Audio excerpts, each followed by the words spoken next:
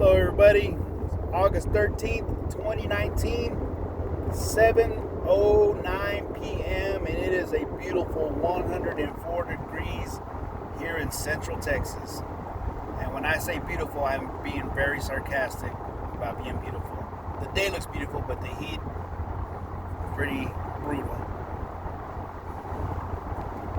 We wake up in the morning and we take a breath, and we look around and we start to move around and get our day started.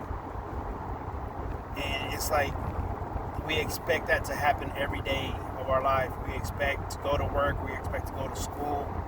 We expect to see, our family, our friends, our co-workers. And, we don't even know what life is going to bring. We take life for granted a lot of times, and it's only through the mercies of God that we wake up, and He lets us have that privilege to wake up and move for Him. So we need to give Him the honor and glory in everything that we do. So, I'm going to put this on my YouTube channel. I have a couple of little things on there that they're funny little things, and you can crack up and have a good time and laugh and look at the videos that I've done before. My kids, they love them, and it's just funny stuff. But sometimes we got to get down, and we have to be adults, and we have to have serious conversations. There's got to be some serious things that goes on in life sometimes. What I'm going to speak about today, I'm going to be speaking about false motivation. We go through life, and we get motivated to do a lot of things. We get motivated to do things that we would never do.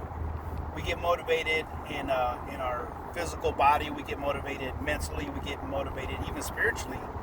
And sometimes, we think that we can't do that, and we end up, coming out on top, coming out, better than we were before we started. But there's also a thing called false motivation. I had a first sergeant that he would say, false motivation is better than no motivation. Now, would it help some of the troops? Sometimes it would help some of the troops, because they would get motivated to do I don't know what, but they would be yelling and screaming, and they wouldn't do nothing. And sometimes they were motivated, and they would get things done. That's the way it is in our Christian life. Sometimes we get motivated to do things. Motivation does a lot of stuff for us. It drives us to excel. It drives us to be extraordinary. It drives us to succeed in everything that we do. And that can help us physically, mentally, and it can even help us spiritually.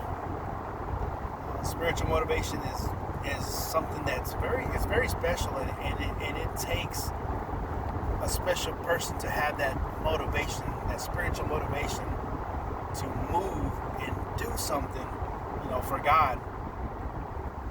False motivation comes in when, it's just, it becomes hard, because a lot of times we don't want to do those things. We don't want to take the time, and we don't want to move, and we don't want to do anything.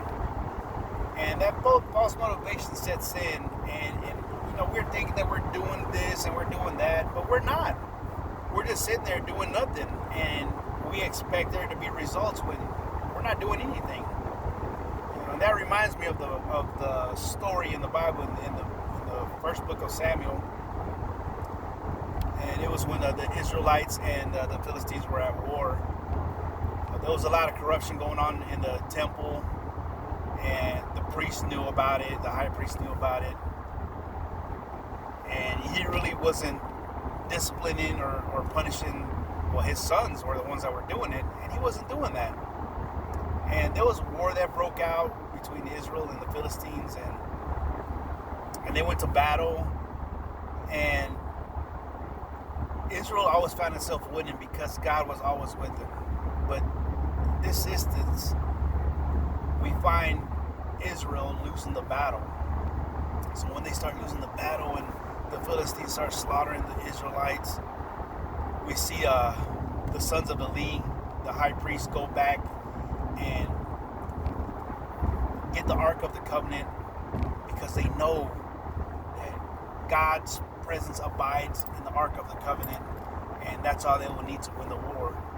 So they took a group of Levites with them, which were the only ones that could carry the Ark of the Covenant, and they grab it and they start marching with it.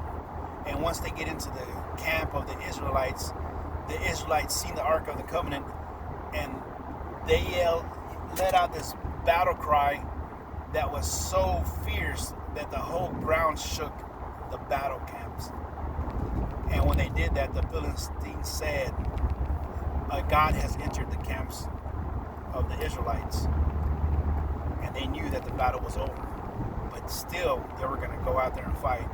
So Israel got this motivation in them, and they're like, we're going to win this battle. But all along, that with the corruption and everything that was going in there, God was not there. His presence was not there, because God cannot be where sin and corruption are, you know. And they went to battle, and Israel started losing the battle. They lost, and they started killing everybody. They killed the sons of Eli. They killed all the men, you know, and they started running and retreating. But then the one sad thing that they did was that the enemy captured the Ark of the Covenant, and they just completely destroyed that. So that false motivation before the battle, it was good, scary. It was like, we're going to win, but they didn't. And that's the same thing that happens to us. We find ourselves in this battle sometimes, and we find ourselves going head to head with the enemy, and we let out a huge battle cry, but sometimes it's empty. You know, it's empty because a lot of times we try to do things ourselves. We don't let God come in and help us. God's the only one that can help us through everything. You know, why would we want to, you know, go in the hole, jump in the hole, and stay there and just sit there and think maybe somebody could come rescue me? Maybe something will happen and I'll get a break. You know, maybe something will happen in my life and I'll get a break. But that spiritual motivation should start setting in, and you should start jumping, start clawing, start moving, and start calling on God. Like, God, you know, I really need you right now because I cannot get out of this hole. You know, and God, He's not going to like get you and literally put His hand in the hole and take you out, but He's going to throw in that rope for you. That way you can climb out. You know, a lot of times we expect God to do everything for us, but we need to learn that we have a job to do. We have responsibilities to do too. You know, we can't expect God to just hand everything to us. You know, we have to move, and we have to strive, and we have to like push and fight, and we have to be motivated to get out of that hole, or to whatever situation that you find yourself in, because, you know, life throws a lot of curveballs. It throws a lot of things at us, and sometimes we do find ourselves in a hole. We find ourselves, you know, in a hard place and stuff like that. But God will always make a way for you. He will always, you know, have you in His sight, and He will never let you go. He will never leave you by Himself. But it's up to us to call on Him and to ask Him for help, and He will make some kind of way out. But then you have to get out of it, because He'll make the way. All you have to do is just walk, climb, or jump out of anything that you have put yourself into. So we need to get motivated to do things. We need to have our spirit motivated to do things. We need our spirit to go that extra mile. We needed to do an extraordinary thing, you know, to move the heart of God. And one thing that we can do is that we can enter into His presence. We can enter into the throne of God. What do I mean by that? It's when you pray. I'm not just necessarily talking about praying at church, because yes, you know, you go pray at church and you enter into the throne of God. But when you're by yourself at home, you know, when you're, you know, somewhere, when you're driving in your car, you know, and you're saying a prayer, or I'm not saying close your eyes when you're driving, okay? So don't do that. But when you're in your vehicle driving, when you're at home, when you're somewhere by yourself that nobody can see you and nobody can hear you, and you close your eyes and you pray to God and your spirit enters into that throne of God, and when your spirit enters, it seeks that affirmation from God. It seeks that attention. It seeks that one. And when you do that, God will, come in and give you the affirmation. He will give you that attention. He will put that one in your heart to do things. And when we do that, that's all the motivation that we need, because with that motivation, you can do a lot of things. It's special when God starts moving in your life, and all you had to do was go into His throne and get that motivation to do it. There's motivation helps us do a lot of things. Motivation has helped great athletes become champions.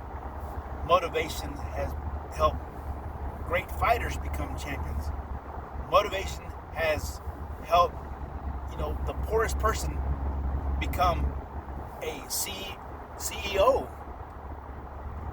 Why not use that same motivation that we can physically? Why don't we use that spiritually? And we'll see how God can actually move and make things and open doors that you never thought that could be open. But you can't have that false motivation. Don't give that empty battle cry. Give that battle cry that you know that there's force behind it. You know that you have that backup. That's the kind of motivation that we need. So with that, ask God to help you. Ask God to move in you. Ask God to do the extraordinary in your life. And He will. You just have to pray to Him and ask Him and let Him move and let Him be in control of your life. If you have enjoyed this little talk that we had, go ahead and hit the like button. You can subscribe to this. I'm gonna be doing a couple of more things, throughout the weeks and things like that. And we'll just see how far God moves in this little YouTube channel. But for now, I'll just pray that God motivates you and you do extraordinary things for Him. Move in a way that you've never moved before, and you will see how God will move in your life just the same. From Central Texas, I wish everybody a good evening, and God bless you.